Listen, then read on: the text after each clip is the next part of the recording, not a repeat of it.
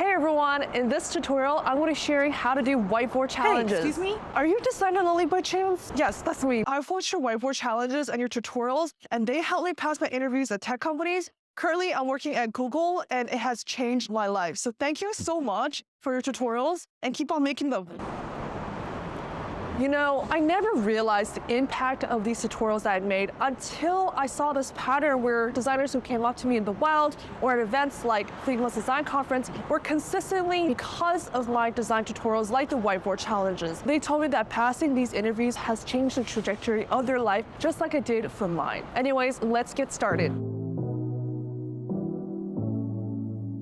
Whiteboard challenges are now the most common on-site design exercise that you have to do, aside from your standard portfolio presentation and behavioral interviews. Traditionally, they were done with a whiteboard and a marker, hence the name, which I will be sharing later in the video. But nowadays, with remote interviews, Figma is also extremely common. The goal of whiteboard challenges is to get a glimpse into your problem-solving process, meaning your design approach, not all the nuances in your design process. An ideal performance is striking the optimal balance between speaking, writing, or designing, and facilitation, meaning collaborating with the interviewer or interviewers. This challenge typically lasts 1 hour, though they can be as short as 30 minutes or even up to 90 minutes, which I have been in before and it is way too long in my opinion. Your interviewers will be typically a lead designer, a product manager, or sometimes even a hiring manager. And even on rare occasions, even software engineers. They will be looking to evaluate your product thinking, your design thinking, and your soft skills in a short amount of time. Depending on their style, they may be highly engaged or quite laid back. Having done many whiteboard challenges, I've defined two styles, which are collaborative or blue sky. The collaborative style is the most common style used by tech companies and startups. I would say from my personal experience that 80% of whiteboard challenges have been collaborative. Typically, interviewers will role-play as team members or clients and give as much context as needed, sometimes even making it up as they go along. Other times, they may even give you a 1 or 2 detailed page brief that has a lot of information that you have to sift through before you start the challenge. Prompts in this style often mirror the problems that the product is either solving or has solved before, which is not ideal because the interviewers may be biased towards the correct solution. However, it is extremely common. Now moving on to the second style of whiteboard challenges, which is the blue sky. This is popular in big tech companies like FANG, which stands for Facebook, Apple, Amazon, Netflix, Google, and the prompts are wide in range and even random at times, hence the name Blue Sky, because anything could be a prompt. Your interviewer will ask you to design something like a physical product or digital product, and then sit back and observe how you tackle the problem on your own and how you deal with ambiguity, maybe even squirm under pressure. This could be something even like design an alarm clock or design a bookshelf or design a washing machine, which are all real prompts. By the way, if you want a list of prompts to see what to expect, you can find that linked in my descriptions below.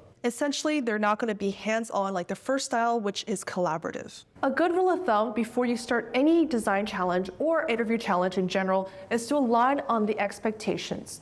What is the interviewer looking for? This could be wireframes or even high-fidelity designs. All right, that's it for me for now. Take it away. Thanks. So the whiteboard is a visual space for you to map out your problem-solving process. Therefore, veer on the side of writing things down rather than keeping them in your head. I'm going to be showing you my system, which is PAR, or PAR, standing for problem, approach, and result.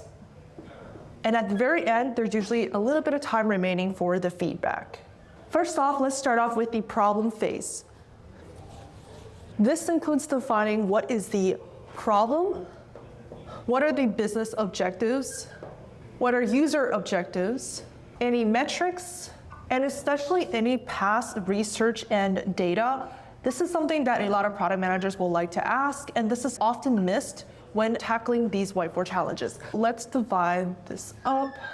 We have the problem phase, and then we have the approach phase. Now for the most fun part of the entire challenge, which is brainstorming. This is where you can cast a wide net of ideas, though I'd avoid throwing spaghetti on the wall, all while keeping the interviewer engaged the entire time. Sometimes you might even be asked to create an ideal solution with no constraints at all, so just keep that in mind. The approach phase includes ideating and generating multiple options, weighing their trade-offs. A commonly used method to weigh trade-offs that I've seen and I've used as well is the affinity matrix, in which you have a graph here and you're weighing the effort it takes to execute one of your ideas or projects and then the impact. So if you have a list of ideas, let's say we have 1, 2, and 3, then we can just put them on this graph in terms of how they generate impact for the effort, and then decide with your interviewer which idea makes sense to further explore. You can also create task flows or user flows during your approach phase, and this is highly dependent on your structure and your process. I personally like to usually include the task flows in my process for whiteboard challenges, but it's not always something that will happen. This is more of an optional thing for me since it is dependent on the situation. The most important thing, and you always want to make sure that you're doing this, is that you're engaging with the interviewer so that if they have any questions or feedback, you're taking that into consideration as you're working through the challenge. Especially in the approach phase, which is essentially the brainstorming phase, this is the most pivotal moment to show your collaboration skills. Finally, we move on to the result phase.